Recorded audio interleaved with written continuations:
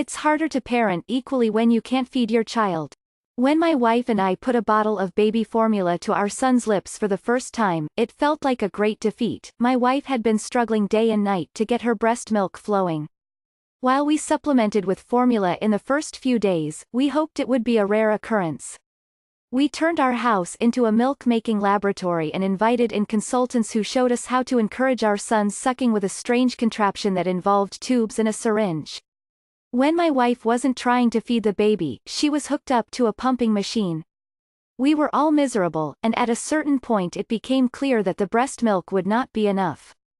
But would switching to artificial milk consign our son to years of earaches and, eventually, diabetes and asthma? What about all those health benefits we'd been hearing about for years in the arguments about why breast is best? Our turn to formula, though, ended up being one of those unanticipated twists of parenthood that I look back on with the most gratitude. Those blue plastic boxes of white powder, which at first seemed like a sinful corporate invasion of our sacred family space, introduced an equality and a peace in our home that seemed impossible in those first hellish weeks. Even more unexpectedly, it gave my relationship to my son a depth that I, as a father, would have otherwise missed out on, and that has continued long after he stopped drinking from a bottle. I can still remember the calm that came over him when I finally gave him that first bottle and he began sucking, and then kept going. He lay there, nestled in my forearm, and let me gaze at him. For a baby who had been constantly hungry and fussy, this moment was a wonderful gift. At the same time, I couldn't stop thinking about how much harm we were doing. So my wife and I dug into the facts on breastfeeding.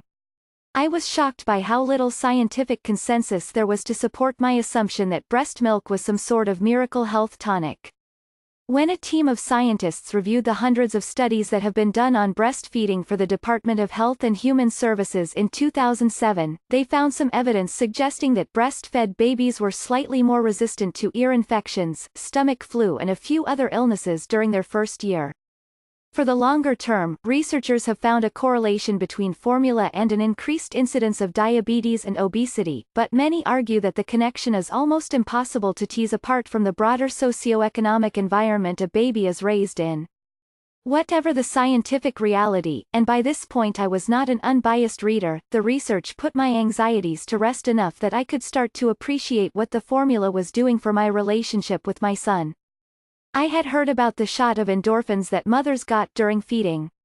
While I don't know about the physiology in my own case, I can say that I came to associate feeding my son with a profound sense of well-being, and I assume the feeling was reciprocal.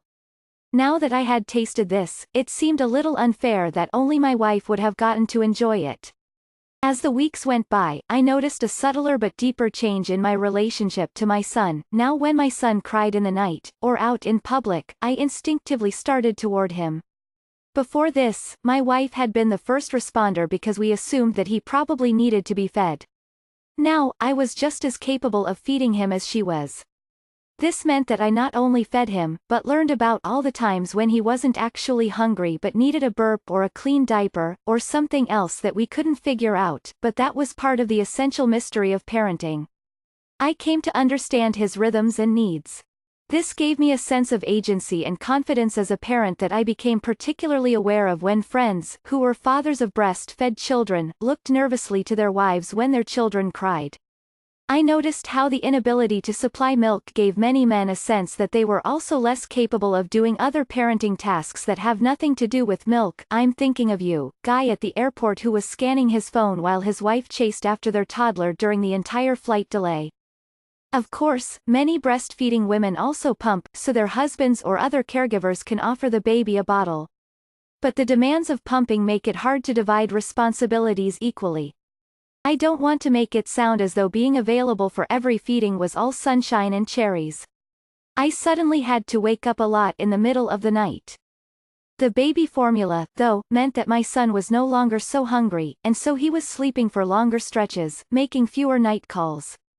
And as my wife began getting more sleep, and reclaimed her body from all the contraptions that had been trying to extract milk from it, the level of resentment in my house, going in all directions, declined noticeably. As for my son's health, he made it through that first year without any earaches or bouts of stomach flu. Meanwhile, I noticed how, even after the bottle was gone, he looked to me for help and assistance just as much as I had learned to look after him when he was unhappy. When our second son arrived, my wife tried to see if the milk would flow any more readily. Part of me was hoping for the experiment to fail, which it eventually did. I didn't want to miss out on all those endless hours of providing my baby with exactly what he needed. Nathaniel Popper covers finance and technology from San Francisco for The New York Times.